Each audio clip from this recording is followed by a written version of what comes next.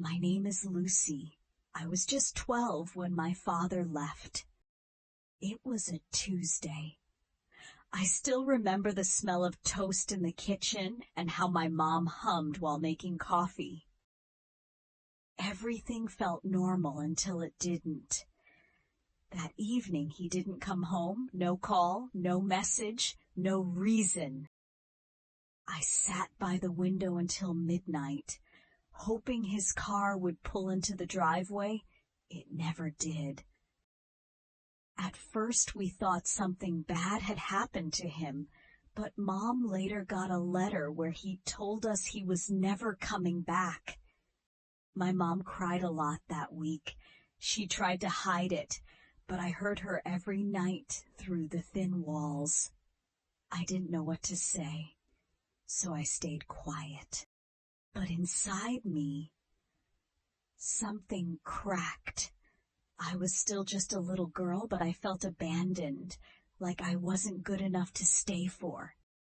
I didn't cry, not because I wasn't hurting, but because I didn't know how to deal with that kind of pain. After he left, I promised myself I'd be strong, that I wouldn't need anyone. But the truth is, I missed being loved. I missed being seen. I missed feeling safe. And for years, that empty space inside me just kept growing. I tried to ignore it. I told myself I was fine. But deep down, I was just waiting for someone to make me feel whole again. When I turned 18, I was still that quiet girl, hoping someone would notice me, not just my looks, but the parts inside that felt broken. That's when I met Mark. He was 12 years older than me, 30 years, confident, always dressed sharp, with a calm smile that made me feel warm inside. We met at the print shop near my school. I went there to fix my student ID photo. He helped me with a joke and made me laugh for the first time in weeks. After that, he started showing up wherever I was, at the coffee shop, the library, even at the park where I sat alone. He said things like, "You're not like other girls your age." And I believed him. Mark listened when no one else did. He asked about my dreams, my fears. He told me I was smart and mature, like someone much older. For the first time in a long time, I felt seen, like I mattered. I didn't know then that what felt like love was the start of something much darker. But in that moment, all I wanted was to be held, to be important, to be loved. When Mark first came into my life, he was like a warm light in the darkness. He noticed the little things no one else did, like how I tucked my hair behind my ear when I was nervous, or how I loved quiet places to read. He sent me good morning texts every day, full of little compliments. "You're beautiful. I'm thinking of you. You're my world." Sometimes I'd wake up smiling because of his words. He bought me flowers, not the fancy kind, just simple daisies or wildflowers he picked himself. He made me laugh with silly jokes, even when I didn't feel like smiling. When I was upset, he listened without interrupting, holding my hand like I was the most important person in the world. He remembered my favorite things, ice cream flavor, songs I loved, even the kind of books I liked to read. He'd surprise me with small gifts, a necklace, a book, or a scarf when it was cold. At night, he'd tell me stories about his childhood, making me feel safe and warm. He said he wanted to protect me from everything bad. I believed him. For a long time, I thought he was the answer to all the loneliness inside me. His love felt like the fatherly care I'd missed for so many years. It was sweet, it was soft, it felt real. But little did I know, this sweetness was only the beginning of a story I wasn't ready for. Slowly, everything changed. Mark was still kind, but different. I started spending more time at his house than at my dorm. At first, it felt exciting, like a grown-up relationship. He said, "Your dorm is too noisy. You can rest better here." And I believed him. He made me breakfast, ran my baths, even laid out cozy clothes for me to wear. It felt like love, like someone was finally taking care of me. But what I didn't see at the time was that the more I stayed, the more I gave up. I stopped going out with my classmates. I stopped returning calls from my mom sometimes, because he'd say, "She doesn't really understand you, not like I do." Or, "You know you're an adult." He didn't like when I wore makeup or short dresses. He said things like, "You don't need to dress like that. You're mine." At first, I thought he was just protective, but soon he started checking my phone.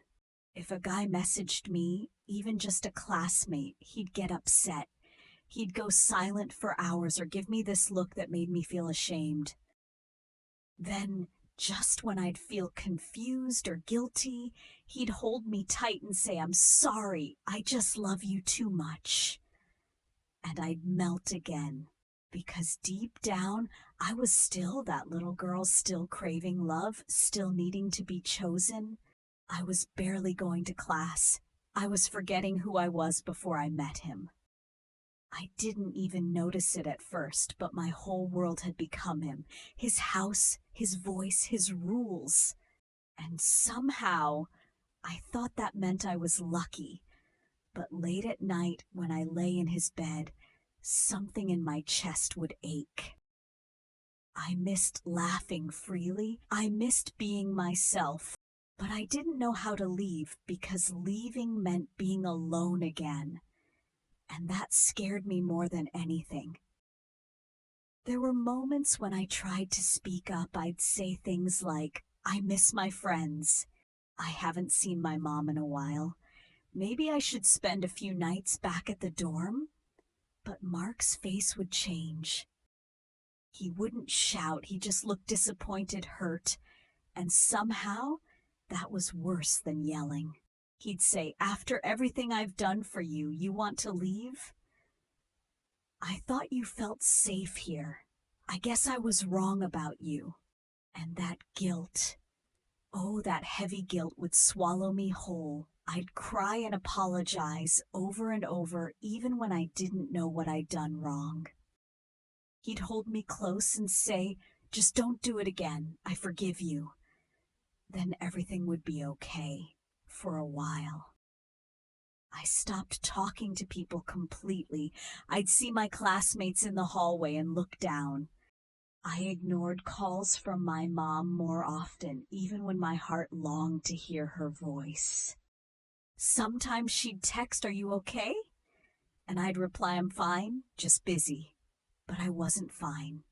I was lonely, but never alone. I was tired, but never allowed to rest. The scariest part was I didn't even recognize myself anymore.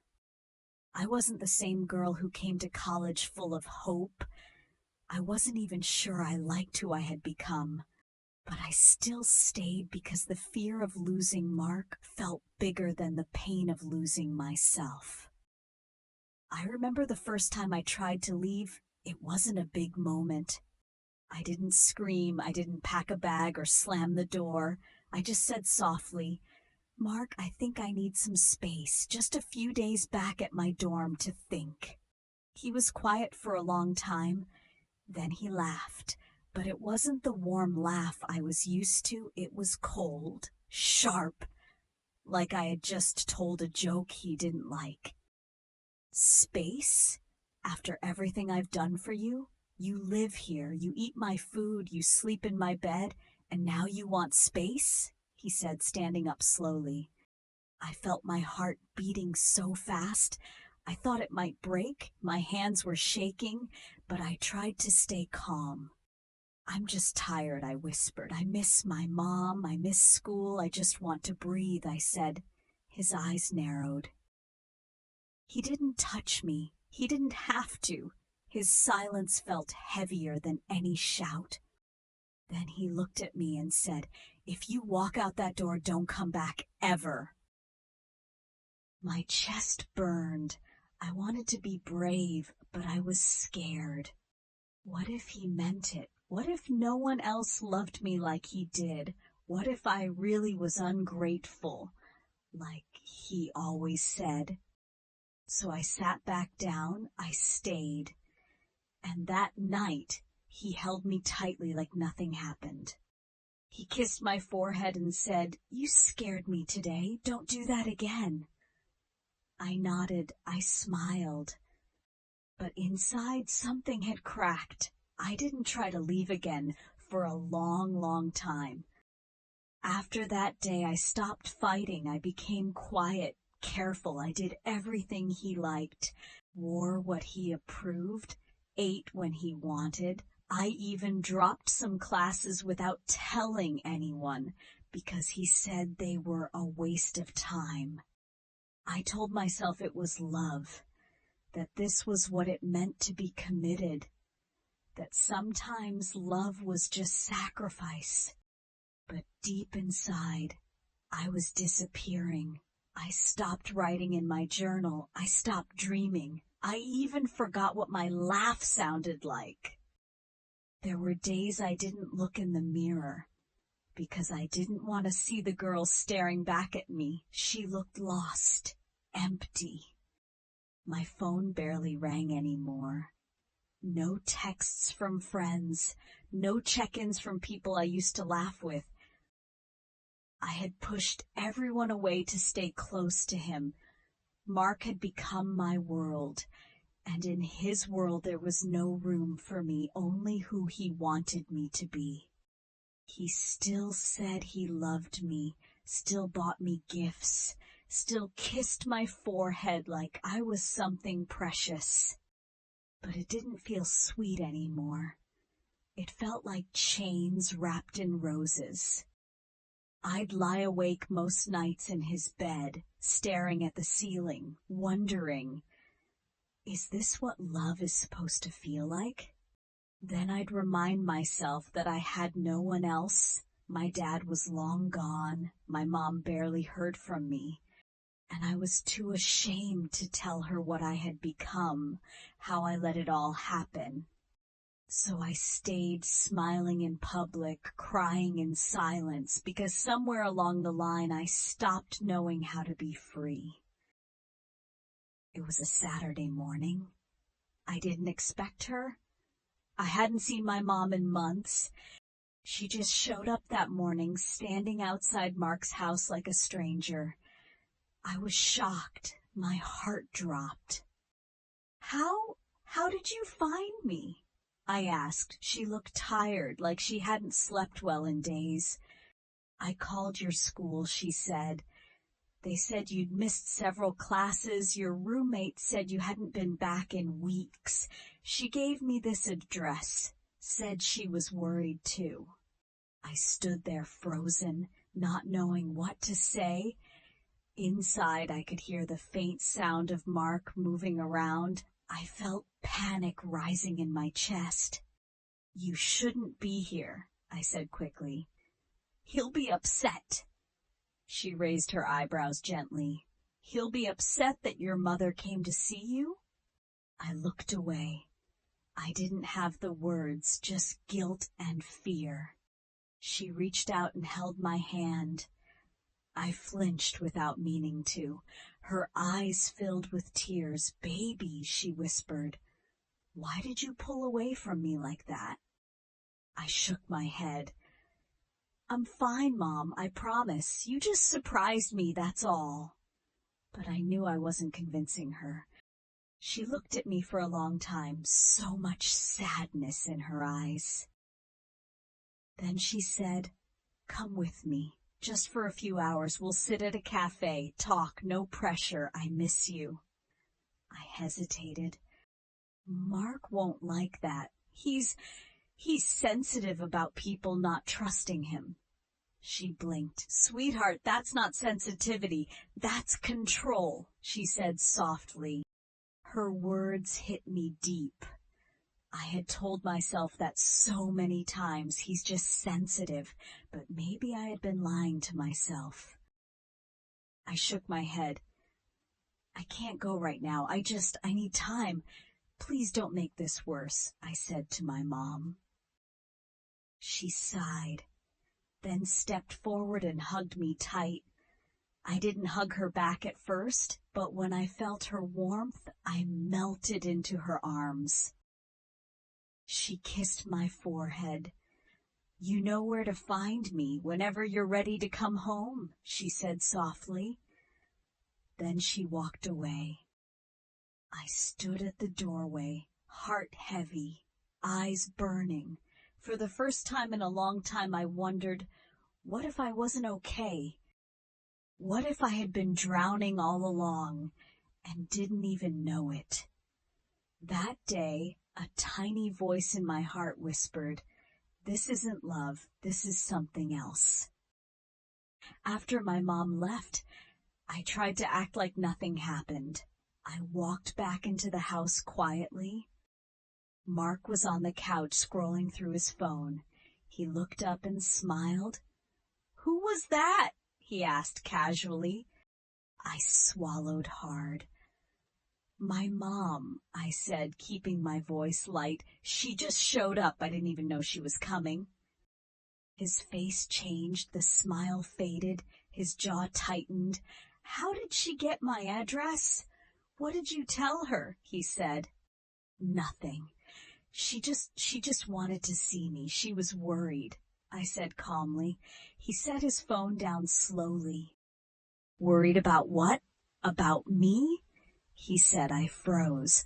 No, Mark, she's just being a mom. You know how moms can be. He stood up and walked toward me. So now I'm the bad guy again? Is that what she thinks, that I'm hurting you? I felt small, like a child being scolded. She doesn't know anything, I said quickly. I didn't say anything bad about you. He stared at me for a long time. You're all I have, you know that, right? I gave you everything. I took care of you, loved you when no one else did, he said. Tears filled my eyes. I know, I whispered. Then why do I feel like you're slipping away from me, he said. I didn't know what to say, because the truth was I was. Not because I wanted to hurt him, but because something inside me was waking up. Something I had pushed down for too long. My voice, my needs, my worth, but I was scared. So I said what I always said, I'm not going anywhere, Mark, I promise. He pulled me into a hug, but it didn't feel like comfort. It felt like guilt wrapped in warmth, like a reminder that I owed him everything. And the saddest part was, a part of me still believed I did. As time went on, I would wake up beside him, and instead of feeling loved, I felt tired, not just physically, emotionally, like my soul was carrying something heavy, and I didn't know why. Mark hadn't changed much on the outside. He was still sweet sometimes, still brought me food, still held me when I cried. But something inside me had shifted. I found myself walking on eggshells more and more, watching his moods like a weather forecast. If he was happy, I was safe. If he was quiet, I got scared. If he sighed too deeply, I would panic and start apologizing, even when I didn't know what I had done. One afternoon, I picked up my phone and realized I hadn't texted any of my old friends in over a month. No, not one. I had slowly cut everyone off because it made him upset when I gave attention to people who didn't care.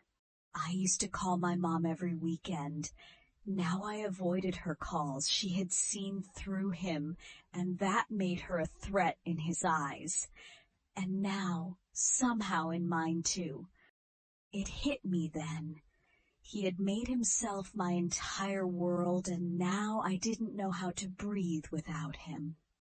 He never raised his hand at me, but the way he spoke sometimes, sharp, low, calm, cut even deeper. You owe me everything, you know that, right? If it weren't for me, you'd be lost. I'm the only one who's ever truly loved you. Don't forget that. He said these things when I asked for space or when I seemed too quiet, and somehow I would always end up apologizing. One night I sat alone in the bathroom and stared at my reflection. I barely recognized myself. Where was the girl who used to laugh freely, who had dreams, who believed in herself? I whispered, "Are you okay?" to the girl in the mirror. She didn't answer, but I knew she wasn't. And that's when it began, the tiniest spark inside me, the feeling that maybe this wasn't love, because love shouldn't make you feel trapped. Love shouldn't make you feel small. I didn't leave that night. I wasn't ready yet. And for the first time in a long time, I wanted more. One morning, I told him I needed to get a few things from my dorm. Just a quick trip to school, nothing serious. Mark didn't even ask questions. He just nodded and turned back to his phone. It was always like that lately. But I wasn't going to the dorm. I was going home. The train ride felt longer than usual. My chest was heavy the entire time. I kept hearing my mom's voice in my head, soft, concerned, full of pain. I know you think this is love, but baby, love doesn't make you hide who you are. Love doesn't isolate you. That night, sitting across from her in the small living room, I cried for the first time in a long time. And for the first time, I allowed myself to say it. I want to leave him. She didn't push, she just held my hand. "I'm with you," she said. The next day we returned to his house, my mom and one of her male colleagues, just in case. Mark was surprised to see me, even more surprised to see I wasn't alone. "What's going on?" he asked. "I came to get my things," I said calmly. My voice shook, but only a little. He laughed nervously. "Why? What are you talking about?" I didn't answer. I started packing. Then came the panic. Wait, you're leaving me? Just like that? After everything? Then the begging. "Please, baby, don't do this. You're the only one I have." I didn't stop packing. Then came the guilt. "You're breaking my heart. I gave you everything. Is this how you repay me?" Still I packed, quietly, carefully. And finally, when it was all done, I stood at the door, looked him in the eyes, and said, "I'm choosing me this time." We left. That night the messages started. First he begged, then he tried to twist everything, told me I'd regret it, told me I owed him. Then more begging. But I didn't respond, because I knew now, no matter how sweet it once was, this wasn't love, and I was finally free. The first days after I left Mark were strange. I felt free, but also scared. I didn't know what to expect or what would happen next. Sometimes I couldn't sleep. My mind would race with memories and fears. I wondered if I had made a mistake. Was I strong enough to be alone? But then there was my mom. She held me when I cried. She listened without judging. She reminded me I was not alone. I started to talk again to her, to a counselor, even to myself in a journal. Writing down my thoughts helped me understand my feelings. I learned it was okay to be sad, angry, or confused. Slowly I began to do the things I loved before. I picked up painting again. I went back to school with a little more hope each day. Little by little, I felt like myself again. I realized my worth was never tied to Mark's love. I was more than what he made me believe. Healing wasn't easy. Some days were harder than others, but I kept moving forward. And for the first time in a long time, I dreamed of a future filled with light, a future where I was free, whole, and truly me. I spent many nights thinking about everything, the good times, the bad times, and the moments in between. I saw clearly now how Mark's love was not real. It was a mask for control and pain. Sometimes I felt angry. Other times I felt sad or confused. I asked myself, why did I stay so long? Why didn't I see the signs? But I learned that healing means accepting those feelings without blaming myself. I reminded myself that I am in control of my life now. I promised to set boundaries to protect my heart from anyone who would hurt me again. Forgiving myself was hard. I had to let go of guilt for staying too long or trusting the wrong person. I even found a way to forgive Mark so I could free myself from bitterness. With each day, I plan a new path for my life, a path full of hope, dreams, and strength. I knew healing would take time, but I was ready to keep moving forward. My future is mine to create. This story is a reminder that grooming can look like love, but it's not love when it controls, isolates, or breaks you. If you've ever been through something similar, please know you are not alone and you can heal. Talk to someone you trust. You deserve love that's safe, honest, and kind. Take care of yourself. You matter. We can heal, grow, and find happiness again together. I love you all. See you in the next story. Thank you for watching. If you enjoyed this story, give it a thumbs up and share it with your friends. Don't forget to subscribe to our channel for more emotional and inspiring videos and lessons. Hit the bell icon to get notified when we post new videos. Your support means a lot to us. See you next time.